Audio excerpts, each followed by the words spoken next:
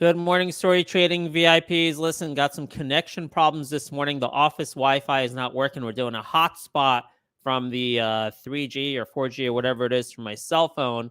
So things might be in and out. Anyway, CPI came in better than expected by 0.2%. You can see market surging here. 3% SPY, 4% QQQ. We'd like to see the validation from TLT going up, which means rates going down, UUP down. So everything makes sense. Risk on. RK up 6.5%. Bitcoin up 5%. Now, here's the problem. Problem is Powell speaks tomorrow, so we have to be a little careful. Let's keep that in mind. Now, while keeping that in mind, let's quickly look at the levels. This is the first time pulling up these charts this morning. You can see SPY gapping above the 200 DMA. That's very significant. Wow, let's see. That's a good sign. Let's see QQQ where we are with that. The QQQ gapping above this resistance level over here at 295, making its way towards that 200-day moving average. Even if this is just a bear market rally, I could see that hitting that 200-day moving average on QQQ. So all of that looks good. Now, on a day like today, how do you play it? First of all, short squeezes. That's the name of the game. There are short squeezes everywhere. You know, the two that I had liked were CHWY and DIX.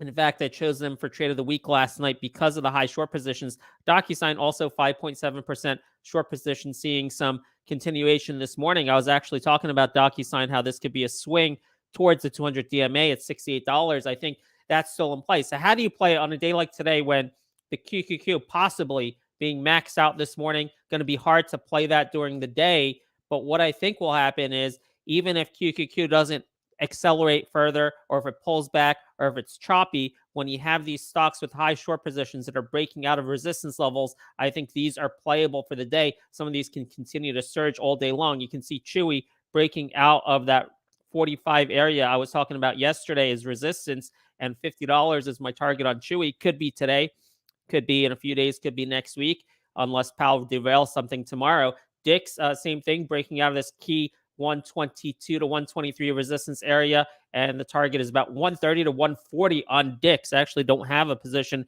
in DIX right now, but that's something I may want to play on pullbacks today. I did hold CHWY overnight.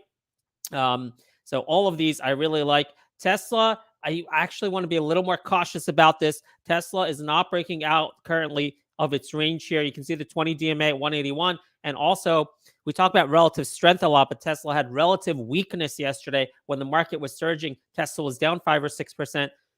So I'd be a little cautious about chasing Tesla. Anything past this resistance area in the 180 to 182 area, which also coincides with the 20 DMA. Be careful with Tesla. These other ones, I really like them for day trading today. For swing trading, if you have the balls to hold it through FOMC, DocuSign, CHWY, DIX.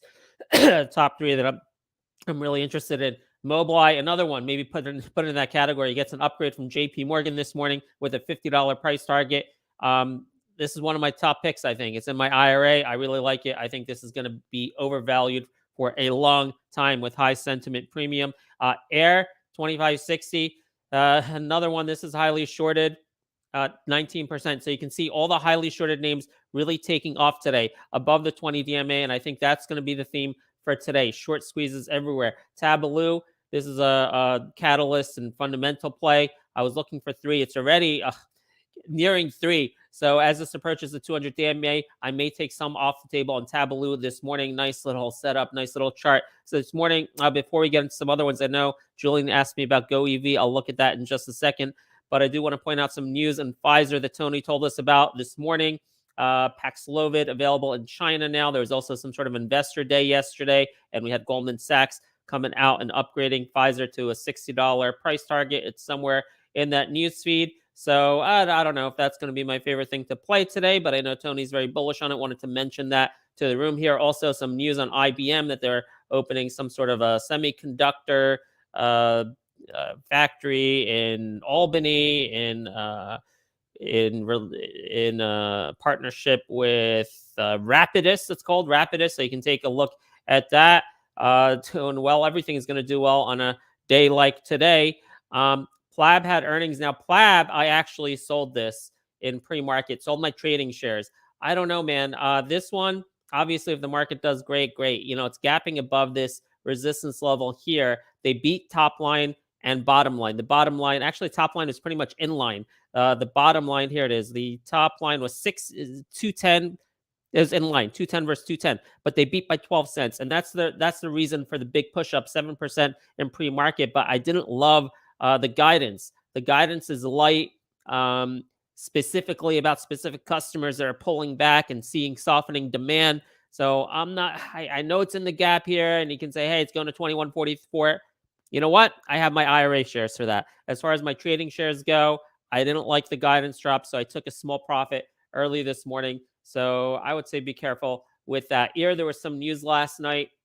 It's 17%. Very overvalued stock, trading about 10 times revenue, a distribution agreement to sell their earphones. I'm not going to chase a stock like this. On a day like today, I just think those bigger caps, like we're talking about Dix and MBLY and CHWY and DocuSign, I think if you're going to day trade something, those are much better day trades in a stock like EAR. Clearfield going up. We released our YouTube video yesterday, getting some views and nice comments on YouTube. Really good interview with the CEO, and this is going up with the market. So you have your 50 DMA gapping above it. Your target's at 20 DMA for now at about 112, 113.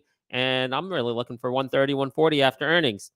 CTLP, we had Investor Day yesterday. I think it's going to be well received. So holding on to that, both trading shares and IRA shares. And hopefully 430 is what I want to be re-challenging again. I may take some off the table as we approach 430.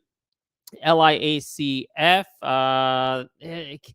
if this is one I've been playing the dips and selling the rips, and I think you got a solid floor in here because of the spin out of uranium. So this is something I may continue playing. But again, like a day like today, I want to be playing the bigger caps with high short positions.